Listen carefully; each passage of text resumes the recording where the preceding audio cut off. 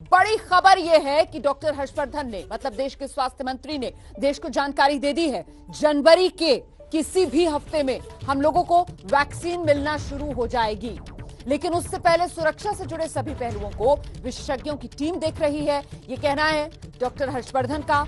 Doctor Harshvardhan ने news agency ANI से खास बातचीत की और इंटरव्यू में ये तमाम बातें कही हैं। डॉक्टर हर्षवर्धन ने यह भी कहा कि कोरोना वायरस का सबसे खतरनाक दौर अब खत्म हो चुका है। मतलब वो जो कोरोना काल संकट काल था, अब वो खात्मे की तरफ है और अब उम्मीद की रोशनी नजर आ रही है, क्योंकि देश के स्वास्थ्य मंत्री डॉक्टर हर्षवर्धन ये आश्वासन दे रहे हैं कि बहुत जल्द देशवासियों को वैक्सीन मिलना शुरू हो जाएगी। लेकिन अभी भी पूरी सावधानी हमें रखनी है, ये एहतियात बरतने की बात भी डॉक्टर हर्षवर्धन की तरफ से कही गई है। तो मतलब बहुत साफ है, जनवरी में टीकाकरण की प्रक्रिया शुरू हो जाएगी। आपको बता दें कि देश में 3 जगहों पर वैक्सीन बनाने का काम हो रहा है। अच्छा, दूसरी तरफ टीकाकरण के लिए सरकार ने अपनी पूरी तैयारी कर ली है। कोरोना के मामलों की अगर बात करें तो देश में अब भी 3 लाख के करीब एक्टिव केसेस। कोरोना इंतजाम को लेकर स्वास्थ्य मंत्री डॉक्टर हर्षवर्धन एक बड़ी बैठक भी करने वाले हैं। वैक्सीन की खुशखबरी के लिए एक डराने वाली खबर हालांकि ब्रिटेन से आज आई है, जहां कोरोना के एक नए अवतार मतलब जो वायरस है उसका एक नया स्ट्रैंड है वो मिलने की जानकारी मिली है। और इस खतरे की वजह से कई देशों ने यूके की फ्लाइट रद्द कर दी है। तो कुल मिलाकर लेकिन अच्छी बात यह कि हमारे देश में बढ़िया खबर यह आई है कि अगले महीने से मतलब जनवरी के महीने में किसी भी हफ्ते में वैक्सीन देने का काम देश में शुरू हो जाएगा। विस्तार से आपको दिखाते हैं वो जो खास बातचीत डॉक्टर हर्षवर्धन की न्यूज एजेंसी ANI से है, उसी का हिस्सा।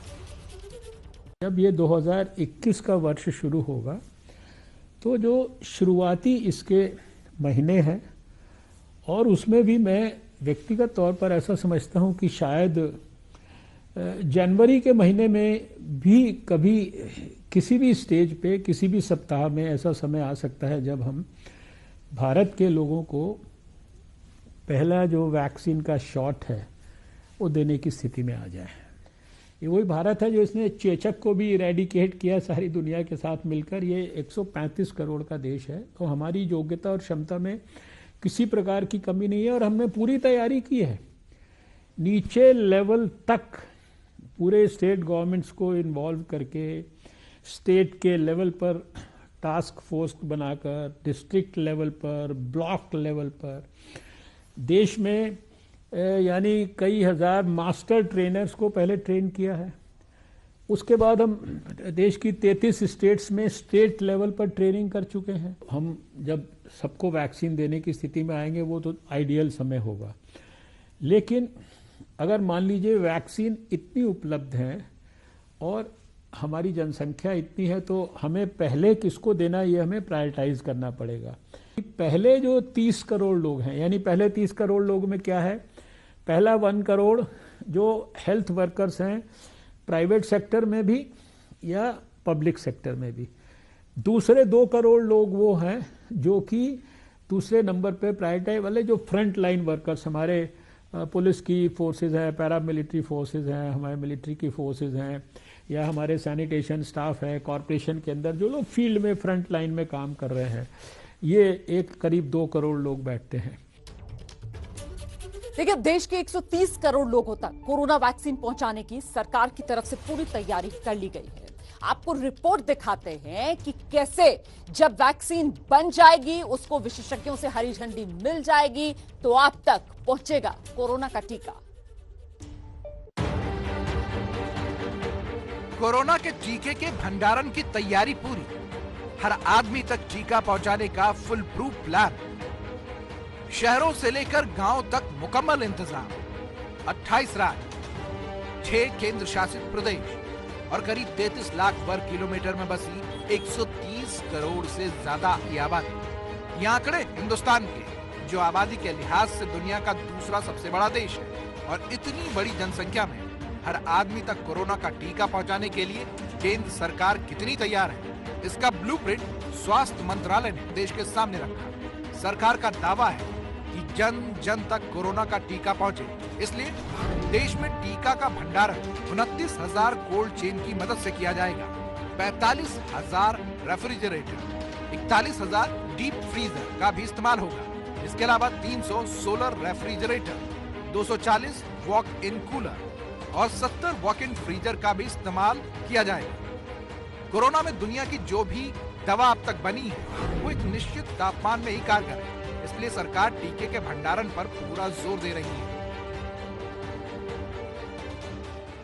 वो जो अंतिम बिंदु है कोल्ड चेन का, वहां किस तरह की तैयारी होनी चाहिए ये, और सेशन साइट पर जहां टीकाकरण किया जाना है वहां किस प्रकार की व्यवस्था होनी चाहिए कोल्ड चेन के हिसाब से, इसकी गाइडलाइंस भी हमने राज्यों के साथ साझा की हैं।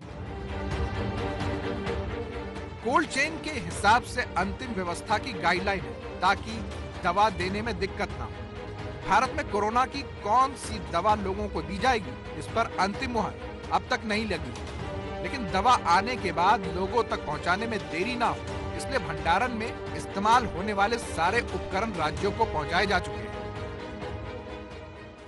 फिजिकल ट्रेनिंग और वर्चुअल और ऑनलाइन प्लेटफॉर्म पे जो ट्रेनिंग दी जानी है वो प्रारंभ हो गई है सभी राज्यों में, और राष्ट्रीय स्तर पर और राज्य मुख्यालय के स्तर पर ट्रेनिंग ऑफ ट्रेनर्स, ये वो लोग हैं जो कि फिर डाउन द लाइन बाकी मैन पावर को ट्रेन करेंगे, उनके प्रशिक्षण भी पूर्ण कर लिए गए हैं, कंप्लीट हो गए हैं। इसके अलावा ट्रेनिंग ऑफ ट्रेनर्स यानी जो लोग नीचे के लोगों को ट्रेनिंग देंगे, उसकी ट्रेनिंग का काम भी पूरा हो गया। सरकार ने केंद्र और राज्यों में 23 मंत्रालय और विभागों को कोरोना से जुड़ी जिम्मेदारी दी है। ये मंत्रालय दवा के रखरखाव से जुड़े मैनेजमेंट, प्लानिंग और जागरूकता अभियान चलाने की भूमिका में रहेंगे। बेहतर तालमेल के लिए राज्यों के मुख्य सचिव और स्वास्थ्य सचिव की निगरानी में जिला स्तर की कमेटियां काम करेंगी। अमेरिका, ब्रिटेन और रूस जैसे देशों में कोरोना का टीका लेने वाले लोगों पर साइड इफेक्ट भी हुए हैं। ऐसी इमरजेंसी से निपटने के लिए ब्लॉक स्तर पर मेडिकल अफसरों की तैनाती की तैयारी भी की गई है।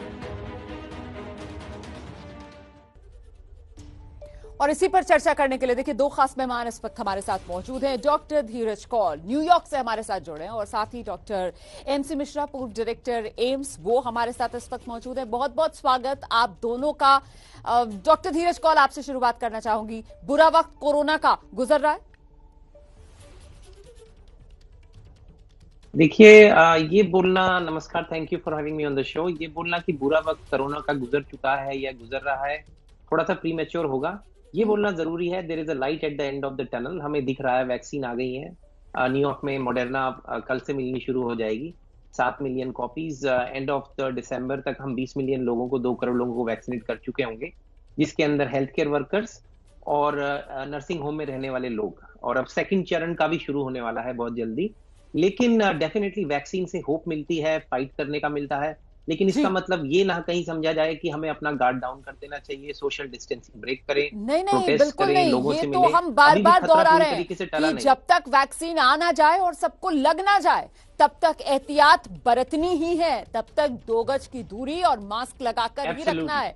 मैं डॉक्टर एमसी मिश्रा का जल्दी से रुख करती हूँ, लेकिन सर वो उम्मीद की किरण जो थी वो अब उम्मीद की किरण से उम्मीद का सूरज बनता हुआ नजर आ रहा है, क्योंकि अब तो बस जनवरी आने वाला है और हमारे स्वास्थ्य मंत्री जिस तरीके से बता रहे हैं कि वैक्सीन लगने का काम शुरू होने वाला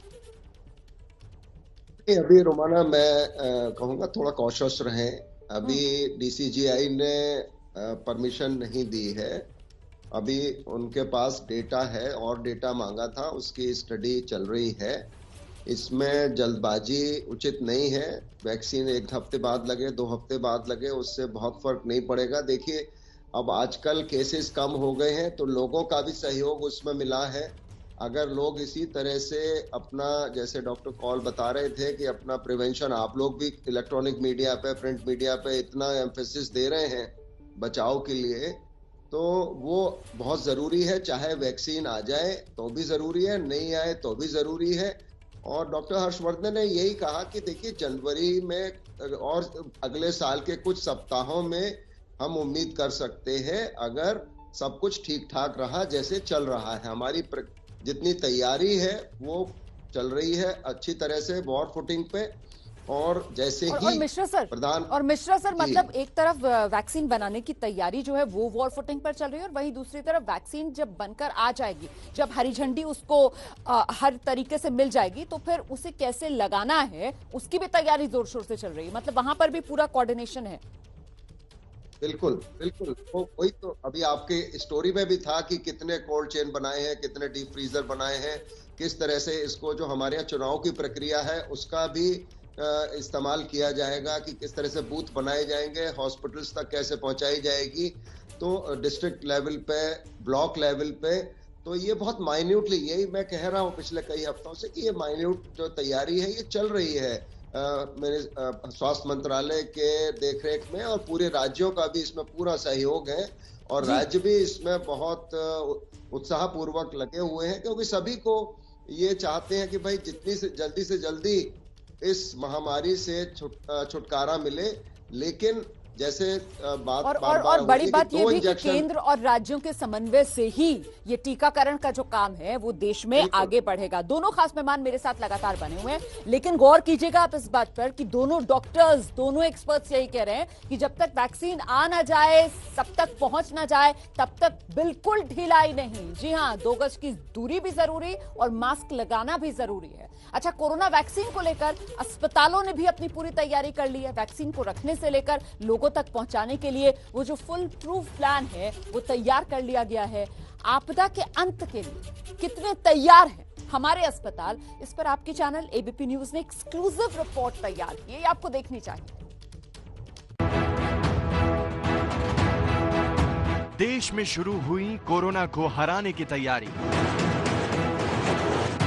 एबीपी न्यूज पर टीकाकरण की तैयारी की तस्वीर।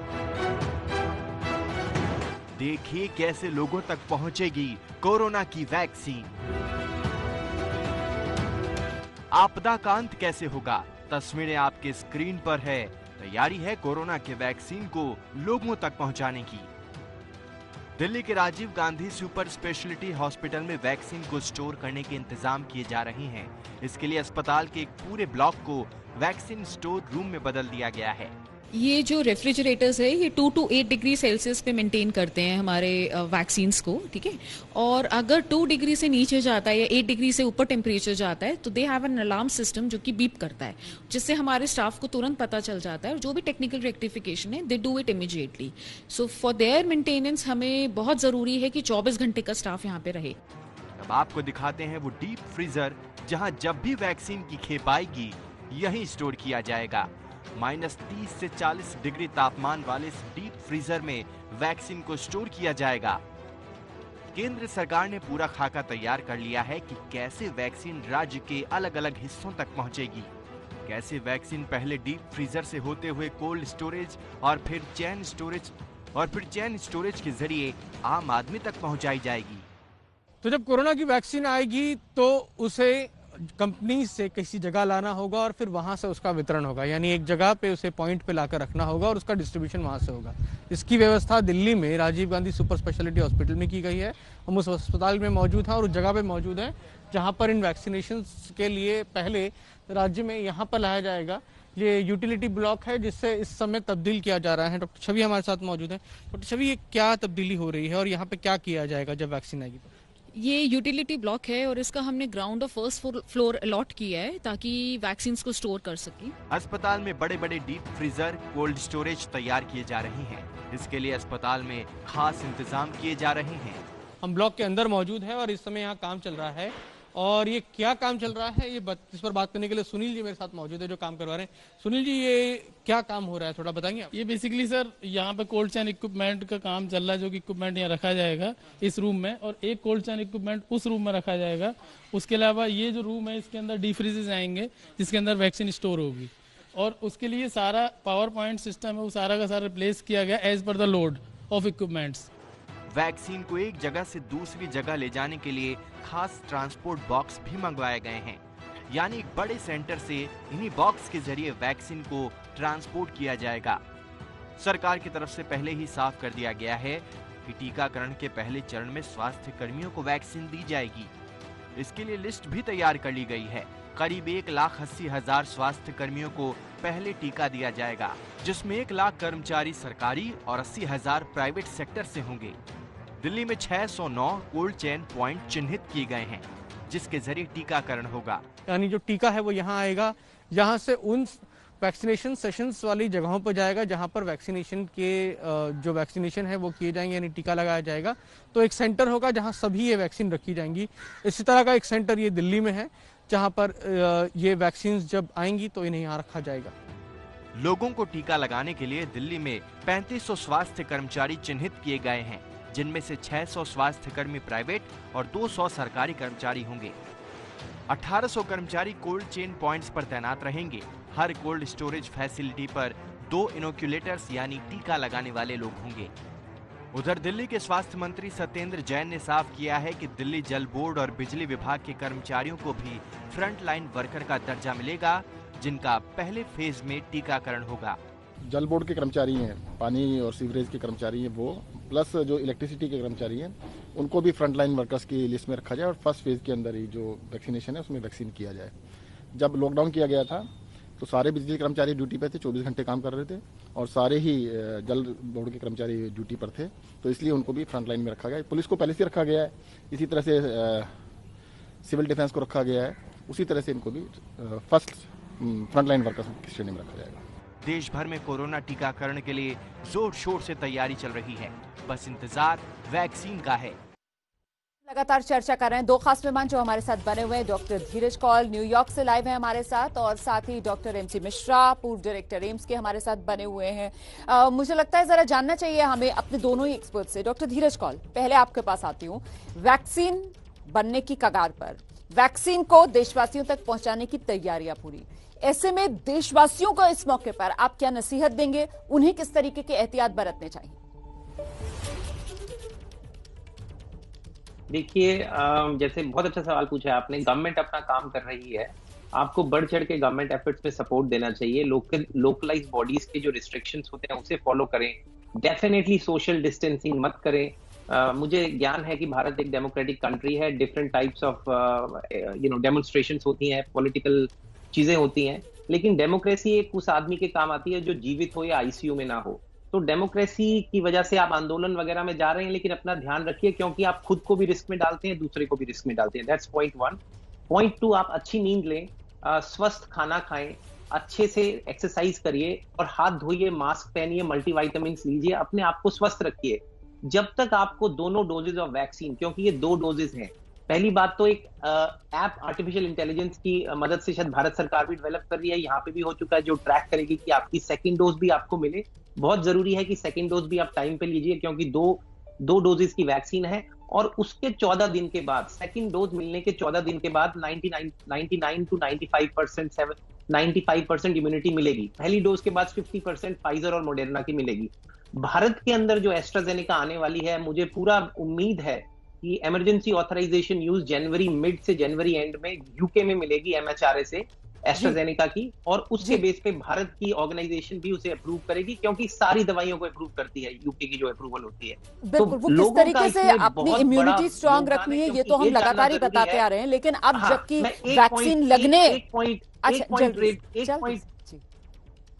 पॉइंट मैं बोलना चाहूंगा कि देखिए, जितनी तेजी से वायरस रेप्लिकेट होता है, अगर वायरस बहुत लोगों में स्प्रेड होगा तो बहुत रेप्लिकेट होगा, म्यूटेशंस आएंगी। अभी हमने हाल ही में यूके में एक स्ट्रेन देखा है, लास्ट वीक मैंने टीवी पे उसके बारे में बताया था, जिसके अंदर स्पाइक प्रोटीन के अंदर 2 दर्जन चेंजेस आ चुके हैं, जिसमें से 8 सर ये जो यूके वाला आप वायरस में जो स्टैंड चेंज हुआ है इसके बारे में बता रहे हैं ना, इस पर मैं अभी थोड़ी देर बाद 10:30 ऑनवर्ड्स है ना, 10:30 के बाद से इसी पर मैं आपसे विस्तार से बातचीत करूंगी। फिलहाल जरा सा जो उससे पहले आपने बात कही वो डॉक्टर मिश्रा के पास मैं बात लेकर चलती हूँ। डॉक्टर मिश्रा, मतलब पूरा ये कोरोना काल, संकट काल में हमें पता है कि हमें कोरोना से लड़ना है, दवाई नहीं है, अपने आप को स्ट्रांग रखना है, इम्यूनिटी अपनी अच्छी बनाकर रखनी है, अच्छे से नींद लेनी है, एक्सरसाइज करनी है, अच्छा खाना पीना है, लेकिन अब जबकि टीका लगने वाला है तो ये जो बात डॉक्टर धीरज कौल ने कही है, मुझे लगता है आपको इसको रीइंफोर्स करना चाहिए सर, कि वो पहला डोज लेने के बाद ही ये ना समझें कि अरे अब तो बस हो गया, अब तो हमको कोरोना नहीं हो सकता है। पूरी एहतियात बरतनी होगी, इंतजार करना होगा, दूसरा डोज सही से समय पर लेना होगा। इसके अलावा और कोई एहतियात सर? डोज के भी 4 हफ्ते लगेंगे इम्यूनिटी बिल्ड होने में। तो ये और बाकी लोगों को भी बचाने के लिए आपको जो प्रिवेंटिव मेजर्स हैं, बचाव के जो भी साधन हैं, वो अभी बराबर इस्तेमाल सबको करने पड़ेंगे। इसमें चाहे वैक्सीन लग जाए उसके बाद भी, क्योंकि बहुत सारे लोगों को वैक्सीन नहीं लगी और ये भी होगा कि वैक्सीन हर एक में उसी लेवल पे इफेक्टिवनेस नहीं शो करेगी कि वो 4 लोगों को लगेगी, एक जने को पूरी इम्यूनिटी देगी, 2 लोगों को हो सकता है पार्शियल इम्यूनिटी दे, तो संक्रमण का खतरा पूरा 100% नहीं टलता है। तो ये समझना सबको बहुत आवश्यक है कि वैक्सीन की 2 डोज लगनी है 28 दिन के अंतर पे, जो कोविशील्ड या भारत बायोटेक की जो वैक्सीन है, और उसके भी 2 हफ्ते बाद 3 हफ्ते बाद उसमें जो cell mediated immunity, memory cells बनेंगे, जो भी उसकी एंटीबॉडीज बनती है, उसमें प्रक्रिया में पूरा समय लगता है। तो लोग ये ना समझे कि वैक्सीन आ गई और बस हो गया, कोविड चला गया, ऐसे नहीं होने वाला है। अब जो केसेस में कमी आई है, लोगों के सहयोग से ही कमी आई है कि लोगों ने एहतियात लिए हैं। तो अब आप देख रहे हैं कि प्रतिदिन केसेस की संख्या 30,000, 25,000, कहाँ हम 1 लाख तक पहुंच गए थे भारत में।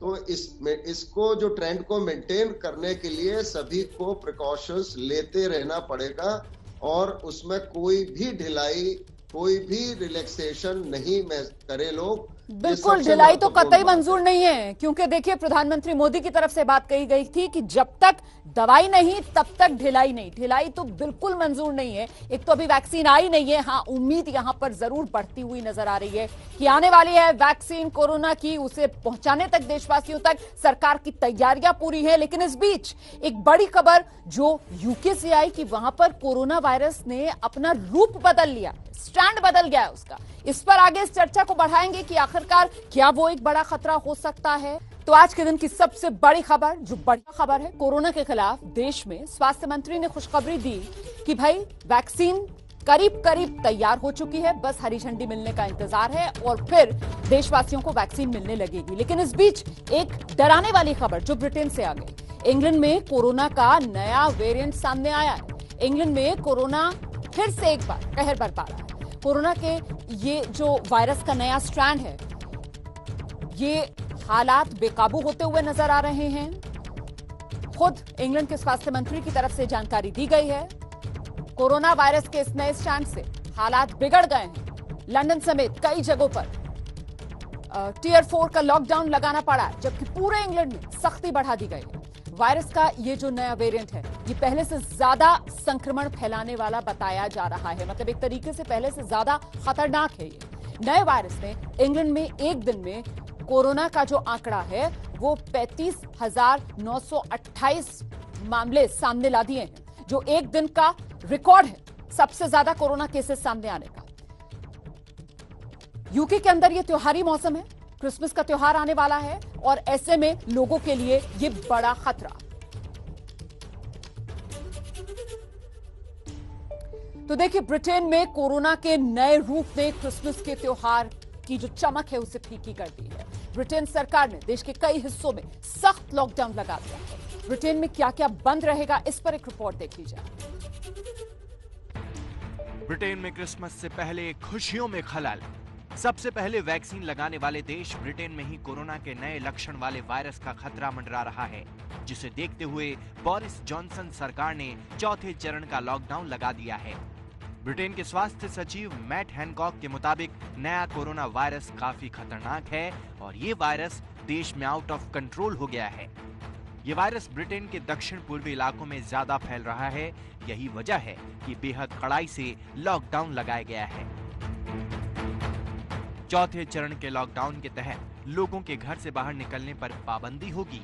जरूरत होने पर ही घर से बाहर निकलने की इजाजत होगी। किसी भी अन्य व्यक्ति से मिलने जुलने पर रोक रहेगी।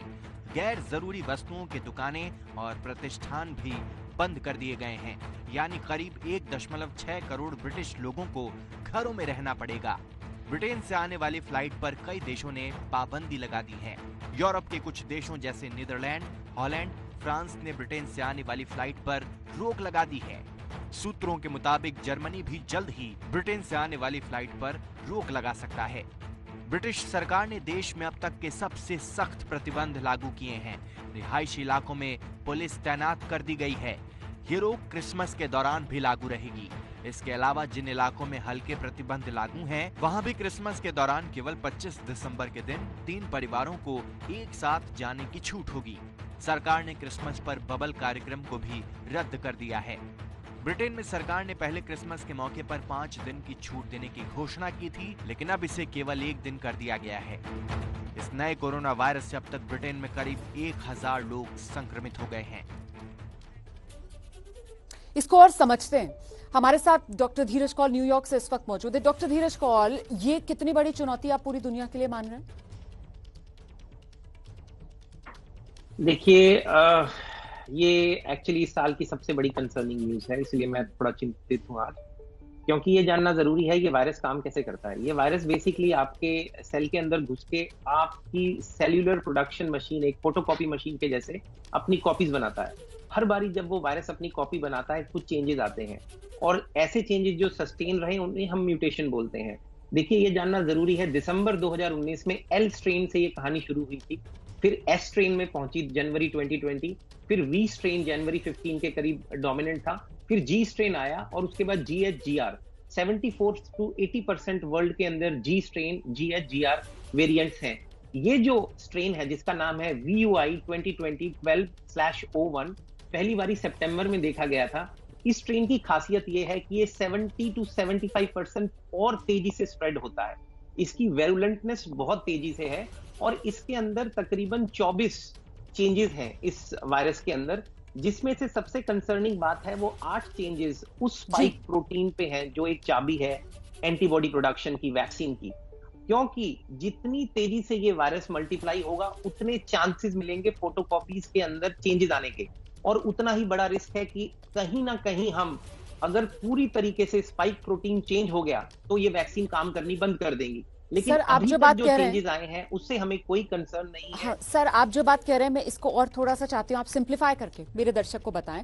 मैं ये समझना चाह रही थी दरअसल कि भाई यूके के अंदर तो हम देख रहे हैं वैक्सीन वहां पर देना शुरू हो गई है, तो ऐसे में क्या कोई ऐसी स्टडी सामने आई है कि अब तक जो लोग वैक्सीन जिन्हें मिल चुकी है, क्या उन पर भी ये जो वायरस का नया स्ट्रैंड है वो अटैक कर रहा है, अपना असर दिखा रहा है, या फिर वो सेफ है?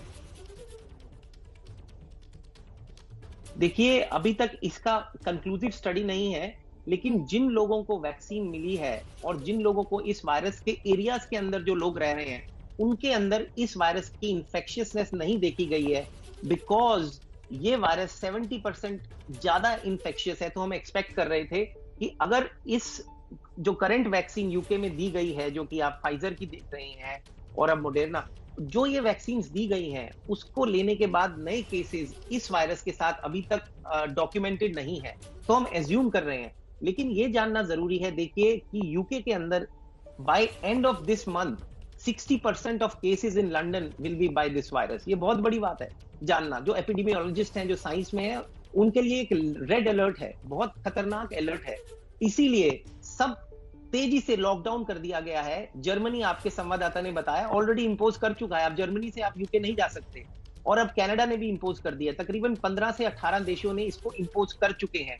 यहां तक कि फ्रांस, जिसके साथ उनकी डायरेक्ट कनेक्टिविटी है, वो भी बंद हो चुका है। ये करना पड़ेगा, और अब अमेरिकन गवर्नमेंट पे प्रेशर है कि वो भी इसको बंद करे। एक चीज और बताइए, इंडिया को भी बंद करना चाहिए। एक चीज और बताइए आप कि ये ब्रिटेन के अंदर तो वायरस का जो स्ट्रैंड है वो नया वाला देखा जा रहा है, ठीक है।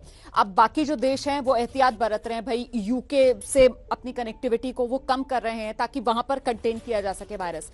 लेकिन ये जिस तरीके से स्ट्रैंड यूके में बदला, इसकी क्या गारंटी कि हिंदुस्तान में नहीं बदल सकता, क्योंकि कोरोना तो हिंदुस्तान में भी है? बिल्कुल नहीं, बिल्कुल कोई गारंटी नहीं है, और जितना वायरस मल्टीप्लाई होगा उतना रिस्क ज्यादा है।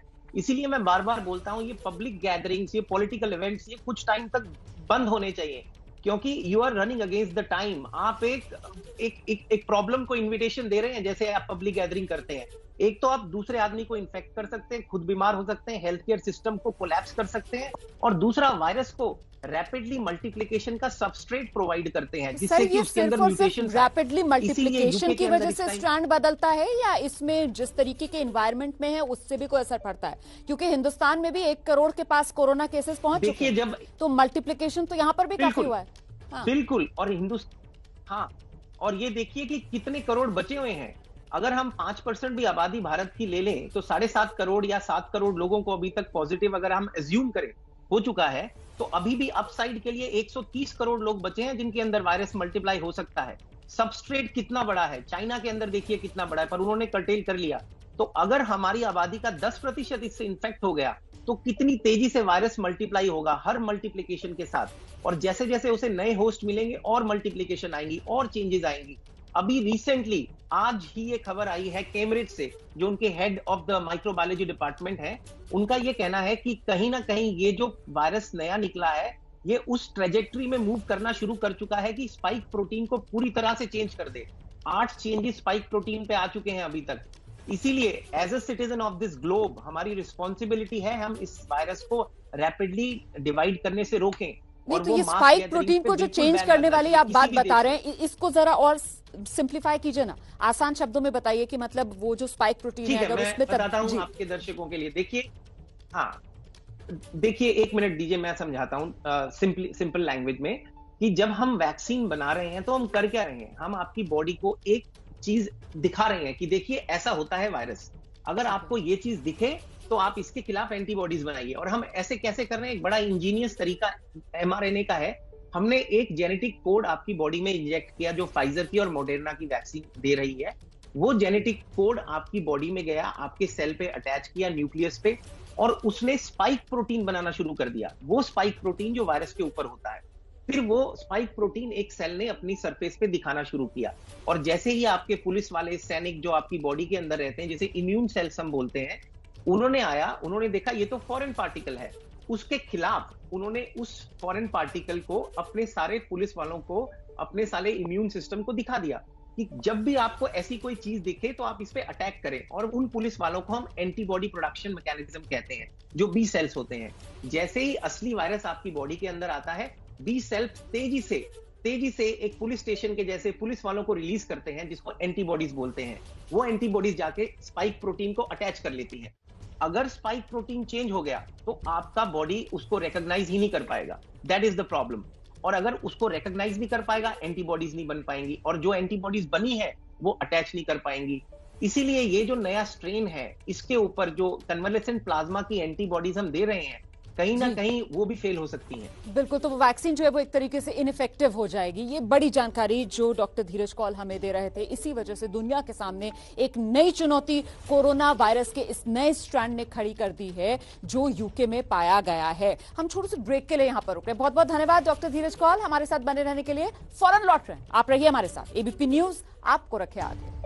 तो कोरोना वायरस से जुड़ी ब्रिटेन से नई जानकारी सामने आई कि कोरोना वायरस ने ब्रिटेन में रंग रूप बदल लिया है और खतरनाक हो गया है। तो साफ है, खतरा भी टला नहीं है। मौत के वायरस से बचने का अब सिर्फ एक उपाय कि हम सब सावधानी बरतें, मास्क और 2 गज की दूरी के नियमों का पालन करें, क्योंकि जब तक दवाई नहीं तब तक ढिलाई नहीं। कोरोना को हराने का और कोई दूसरा उपाय नहीं। हालांकि खुद पीएम मोदी कह चुके हैं कि वैक्सीन को लेकर सिर्फ वैज्ञानिकों की हरी झंडी का इंतजार है।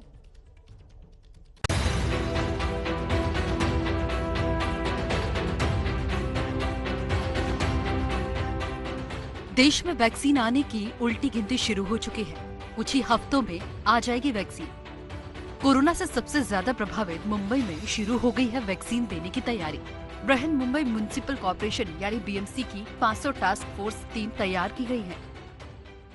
बीएमसी द्वारा वैक्सीन को लेकर जो ब्लूप्रिंट तैयार की गई है, उसमें जिन कोल्ड स्टोरेज सेंटर्स की बात की गई है, जिनका जिक्र किया गया है कि वैक्सीन आने के बाद उन्हें किस तरीके से और कहां रखा जाएगा, तो उस सेंट्रल पॉइंट एरिया पे हम मौजूद हैं। और ये रूम आप देख सकते हैं कि यहाँ पर जो रेफ्रिजरेटर्स हैं, आइस लाइन रेफ्रिजरेटर्स, जिनमें जब वैक्सीन आएगी कुछ इसी तरीके के रेफ्रिजरेटर्स में उनको रखा जाएगा।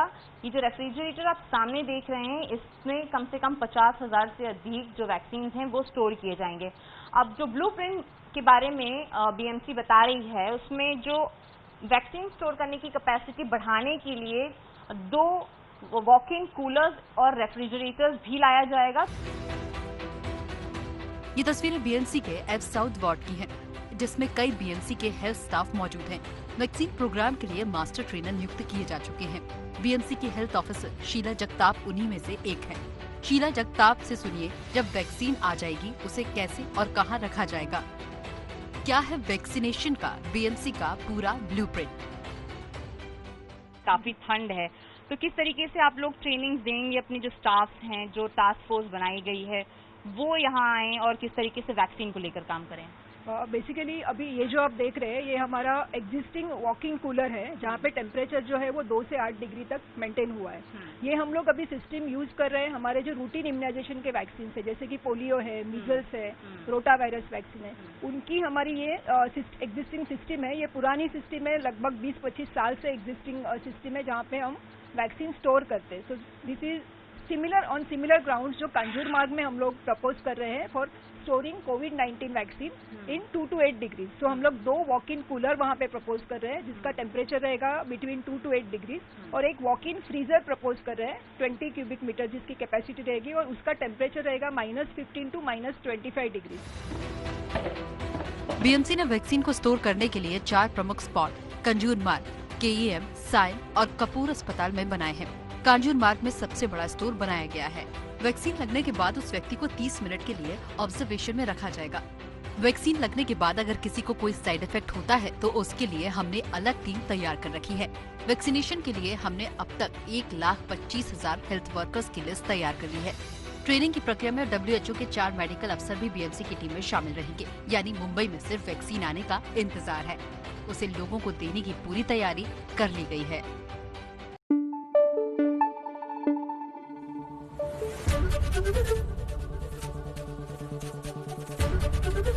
ABP न्यूज आपको रखे आगे।